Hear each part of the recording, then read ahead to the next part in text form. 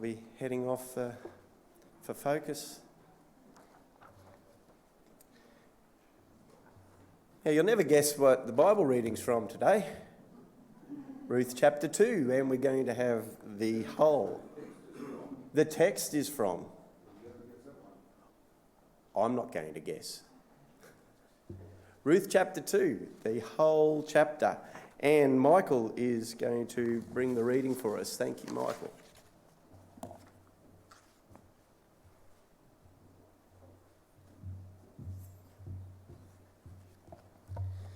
Good morning, church. Ruth chapter 2. Ruth meets Boaz. Now Naomi had a relative of her husband's, a worthy man of the clan of Elimelech, whose name was Boaz. And Ruth the Moabite said to Naomi, "Let me go to the field and glean among the ears of grain after him, in whose sight I shall find favour." And she said to her, "Go, my daughter." So she set out and went and gleaned in the field after the reapers. And she happened to come to the part of the field belonging to Boaz, who was of the clan of Elimelech. And behold, Boaz came from Bethlehem, and he said to the reapers, "The Lord be with you." And they answered, "The Lord bless you." Then Boaz said to his young man who was in charge of the reapers, "Whose young woman is this?" And the servant who was in charge of the reapers answered, "She is the young Moabite woman who came back with Naomi from the country of Moab." She said, "Please let me glean and gather among the sheaves after the reapers." So she came, and she has continued from early morning until now, except for a short rest. Then Boaz said to Ruth, "Now, listen, my daughter. Do not go to glean in another field or leave this one, but keep close to my young women. Let your eyes be on the field that they are reaping, and go after them. Have I not charged the young men not to touch you? And when you are thirsty, go to the vessels and drink what the young men have drawn." Then she fell on her face, bowing to the ground, and said to him, "Why have I found favour in your eyes, that you should take notice of me, since I am a foreigner?" But Boaz answered her, "All that you have done for your mother-in-law since the death of your husband has been fully told to me, and how you left your father and mother and your native land and came to a people that you did not know before. The Lord repay you for what you have done, and a full reward be given to you by the Lord, the God of Israel, under whose wings you have come to take refuge." Then she said, "I have found favour in your eyes, my lord, for you have comforted me and spoken kindly to your servant, though I am not one of your servants." And at mealtime Boaz said to her, "Come here and eat some bread and dip your morsel in the wine." So she sat beside the reapers, and he passed her roasted grain. And she ate until she was satisfied, and she had some left over. When she rose to glean, Boaz instructed his young men, saying, "Let her glean even among the sheaves, and do not reproach her. And also pull out some from the bundles for her, and leave it for her to glean, and do not rebuke her." So she gleaned in the field until evening. Then she beat out what she had gleaned, and it was about an ephah of barley. And she took it up and went into the city. Her mother-in-law saw what she had gleaned. She also brought out and gave her what food she had left over after being satisfied. And her mother-in-law said to her, "Where did you glean today? And where have you worked? Blessed be the man who took notice of you."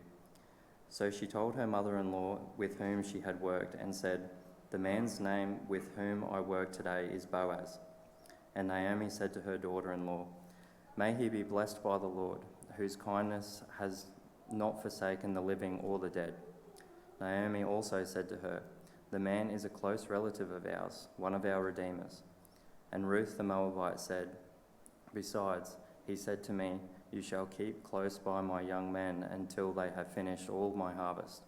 And Naomi said to Ruth, her daughter-in-law, "It is good, my daughter, that you go out with his young women, lest in another field you would be assaulted." So she kept close to the young women of Boaz, gleaning until the end of the barley and wheat harvest, and she lived with her mother-in-law.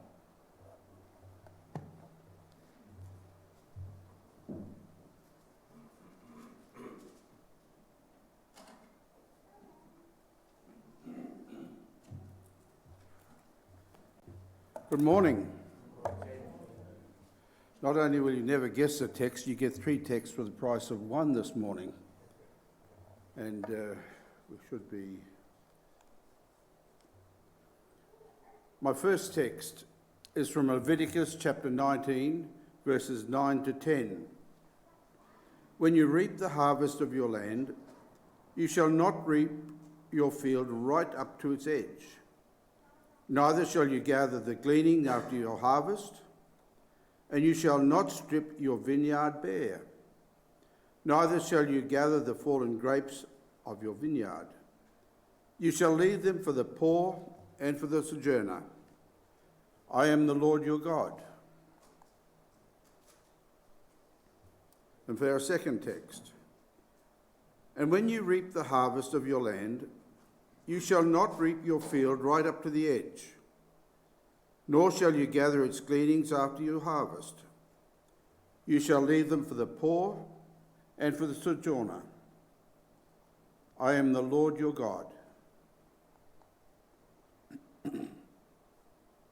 And from Deuteronomy 24, 19 to 21.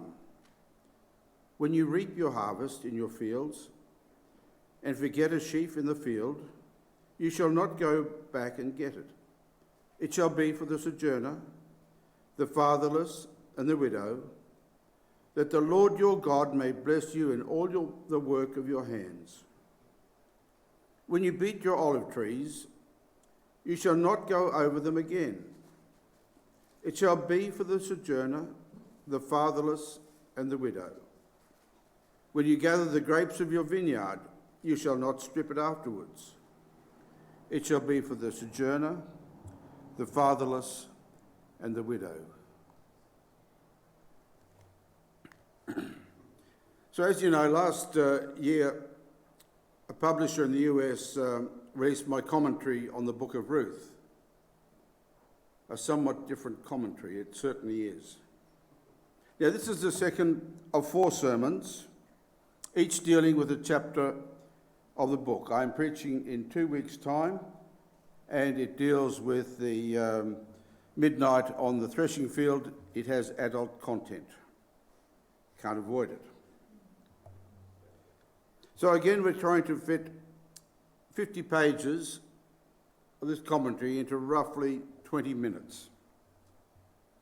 There isn't a single theme today. Nice sandwich, 3 points. Doesn't work like that. I'm just going to pick up some largely unrelated areas that might be easily overlooked. When Ruth asked her mother-in-law if she could go gleaning, Naomi was still in deep depression.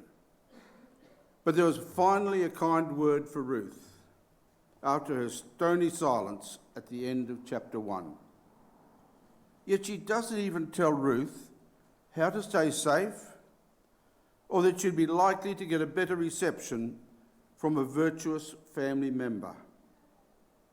So out Ruth goes, left totally to her own devices, to glean instead of sitting at home to starve.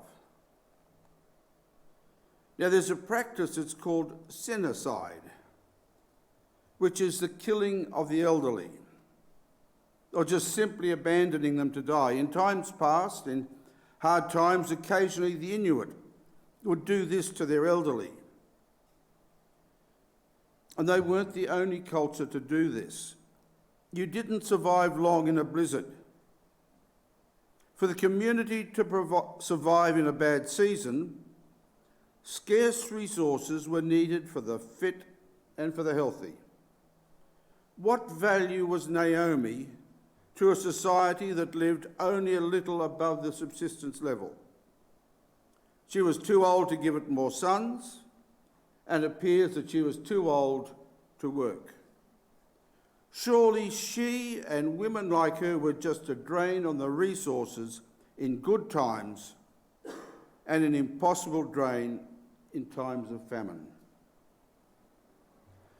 The story of Ruth is really the story of Naomi, the pleasant one, of how she went out from Bethlehem full, with the security of her husband and her 2 boys, yet she faced the bitterness of the dark night of her soul following their deaths.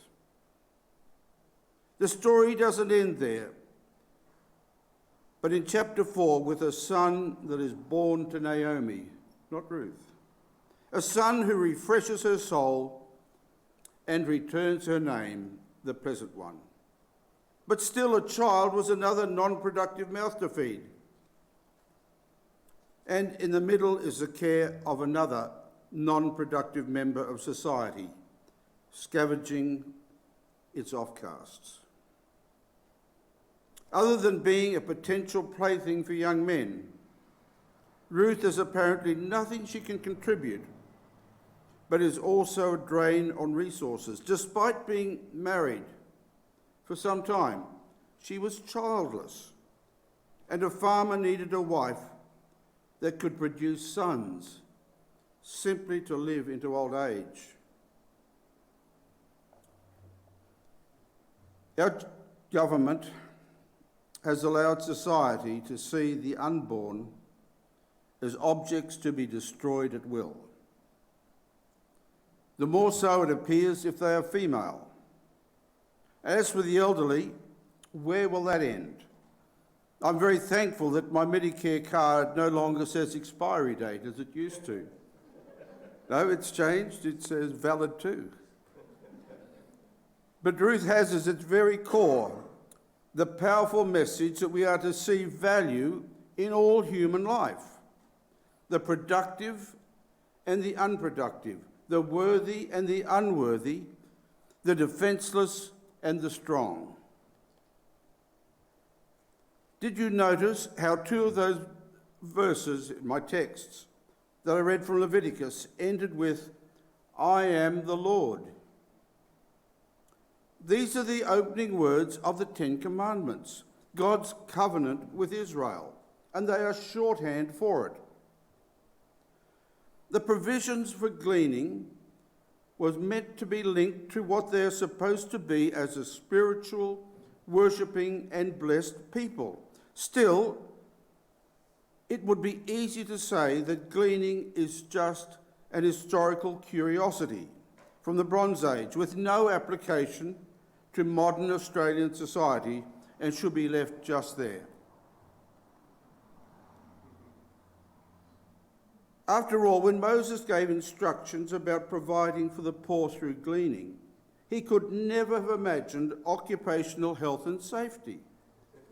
Now, you wouldn't dare have a stranger on your field while you've got the machinery there when you're harvesting. And what about farm hygiene? This person could have been the other side of a country a week ago. You wouldn't dare do it. And Centrelink, of course, changes everything. Theoretically, there's no need for somebody to starve to death in this country. The harvesting regulations were different from the other laws in that obedience could not be measured or weighed. Was it 1 cubit, 2 cubits, 3 cubits that they couldn't harvest from the edge? That's because fundamentally it was an act of worship. How much of my harvest can I trust to God? It was an understanding that my prosperity does not come from my frugality, but by God's blessing upon my generosity. Reg told me about a practice you had here some time ago, which was God's acre, which was in much the same vein.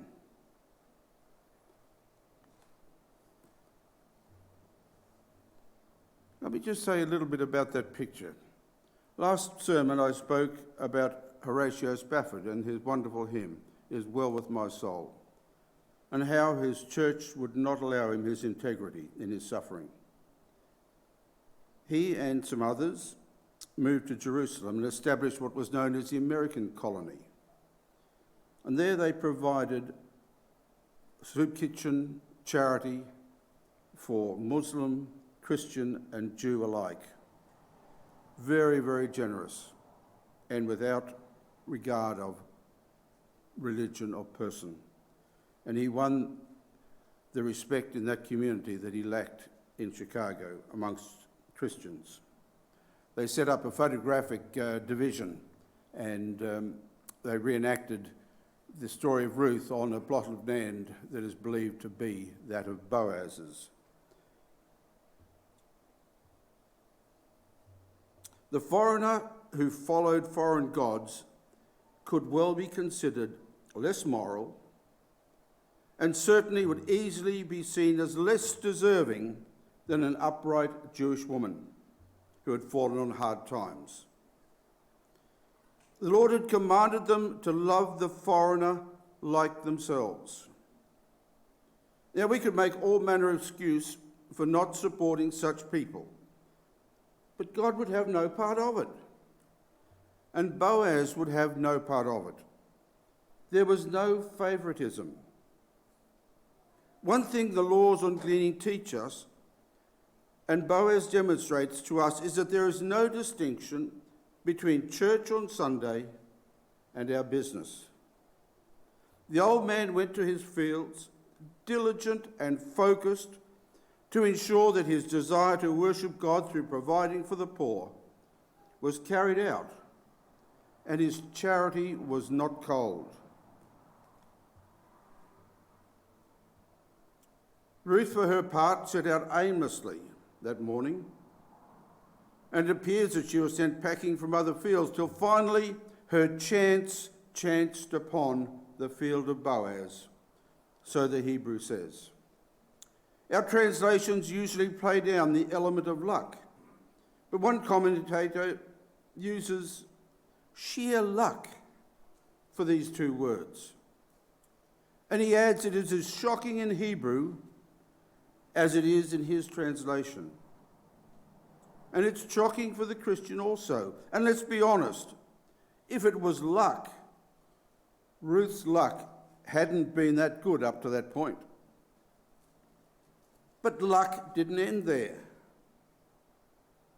She just happened to be at the right field, at the right time, when the godly owner turned up. And luck didn't start that day, because that very field had come to Boaz's father by the casting of lots.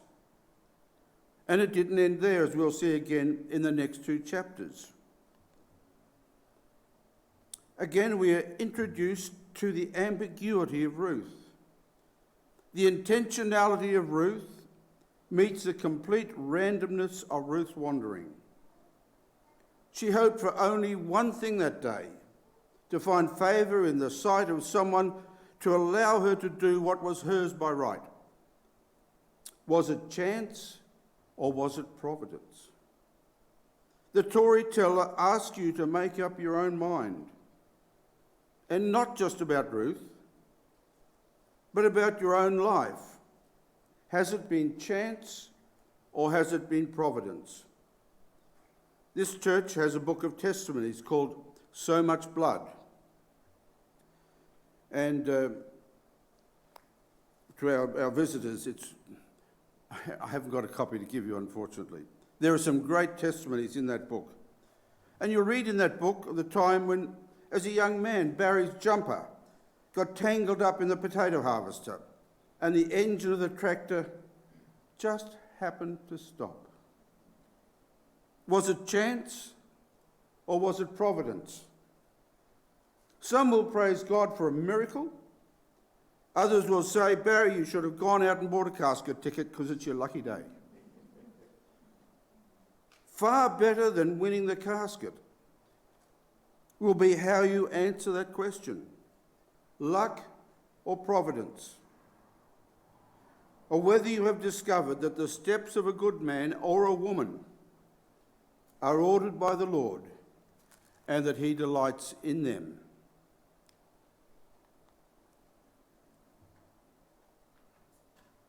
I started this sermon with three passages from the law of Moses, but I could have added another, Leviticus 19, 31 to 34, which says, "The stranger who resides with you shall be to you as the native among you, and you shall love him as yourself, for you were aliens in the land of Egypt. I am the Lord your God. It comes with the same solemn reference to the covenant with Israel. I am the Lord your God. There is a saying that you don't send a boy to do a man's job. So here we have an overseer with a responsible role, dishonoured by the storyteller calling him a lad. How do we see this command to love foreigners worked out here in this field of Bethlehem? You see, the overseer has a lot to say to Boaz, and it's all critical. He told him that Ruth is a Moabitess, hinting that she doesn't really belong there. By changing just one word in her request, she asked for permission to glean among the sheaves. He said she asked permission to glean from the stalks, something she had no right to do. This makes her sound greedy and presumptuous, without directly saying so. Then he says that Ruth has been standing since morning. Gleaners do not stand, they move. They follow the harvesters, they sit and they glean. Why then does the overseer say that Ruth has been standing all day? Perhaps he's hinting that he has ordered her to stand and wait until the master arrives and decides whether to give her permission to glean or not.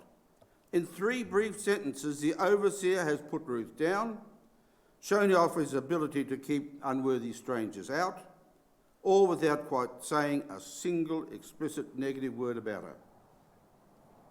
One Jewish commentator said that we should learn to see this overseer as a bigot who dislikes strangers. To which I would add, it's a very big deal not to let her drink from the water jars. And that, above everything, shows what was going on there. Strictly, Boaz doesn't bless Ruth. He blesses his workers when he arrives. But here he is more thoughtful. May the Lord repay you for what you have done. We spoke about that last week. May you be richly rewarded by the Lord, the God of Israel, under whose wings you have come to take refuge. The enormity of what she has done, leaving the security of what she had in Moab for what can only be expected as poverty and hardship because of her love for a mother-in-law, is not lost on this man of substance. In fact, here she is presented as someone greater than Abraham. Abraham left his mother and father for another country, but with great wealth. And here she does the same for abject poverty, for love. A greater than Abraham. In coming weeks, we will see that the vague prayer for blessing is given real substance as he goes out and does for Ruth with his own hands the request that he has sent up for heaven. But that's months away in Ruth's life, and a wedding is not on anyone's mind yet. He is just a gracious old man who is kind to one of his relatives. But did you notice, even now, the very thing that Boaz asked God to do, he does himself. He will make sure that she doesn't go home empty-handed, hungry, or thirsty. So where is God in all this? There are no visions, no dreams, no angels, no voices from heaven, no miracles, but the Almighty's hand is at work. And it is at work in the same way as we know it here in this farming community. And we can see it clearly through the eyes of faith.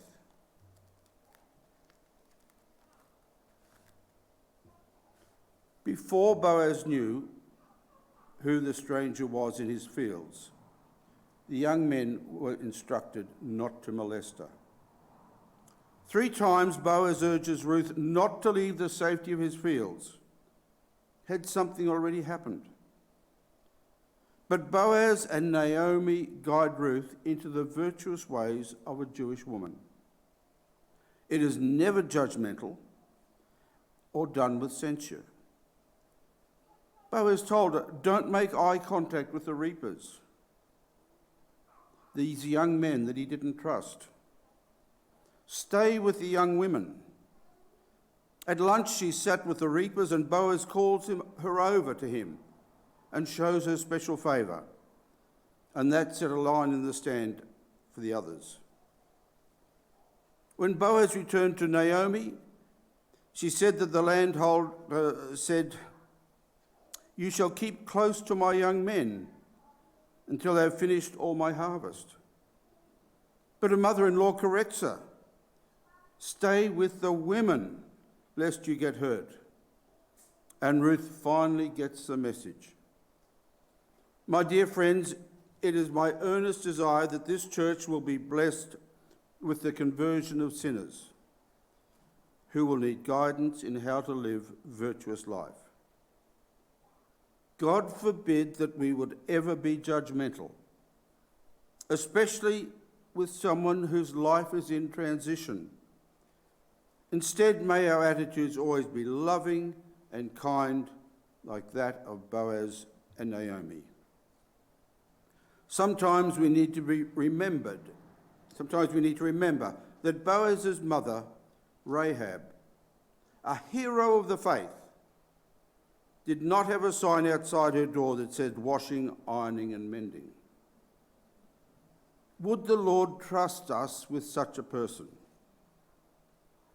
Would they find love and acceptance in this place?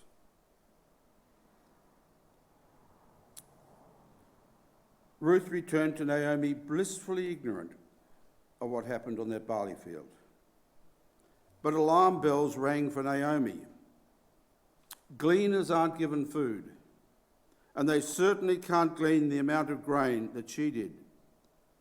If eaten frugally, Ruth brought enough food for 20 to 25 days for them both. Whose field did you work in, and what did you do? Naomi's questioning is full of sexual undertones. But Ruth doesn't reply what, but who. This stranger was a man completely above suspicion, their close relative, a potential deliverer from their hopeless situation.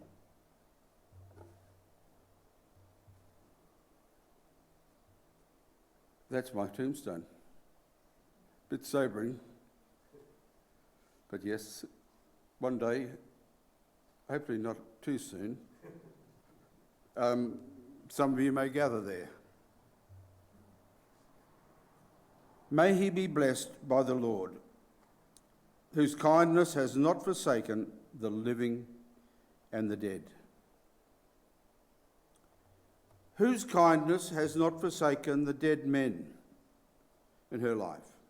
Was it God's or Boaz's? The storyteller is ambiguous, and intentionally so. Naomi's husband and sons lay in a grave in Moab. Loved, mourned, but dead. And what hope do the dead have who can no longer enjoy the good things that God pours out in this world? And the Old Testament is very unclear about what happens after death. Consider, for in death there is no remembrance of you. In Sheol, who can give you praise? Or, I am counted among those who go down to the pit. I am like those who have no help. Our storyteller asks us to decide, does God's loving kindness end in a shroud under 6 foot of earth, and then he moves on to the next generation? Or is it eternal? Or is it just us who are to be kind to the widows? And of course, it could just as accurately be both. But for me, the grave has lost its sting. It has been sanctified by the presence of our Father's Son and our Saviour, whose mercy endures forever.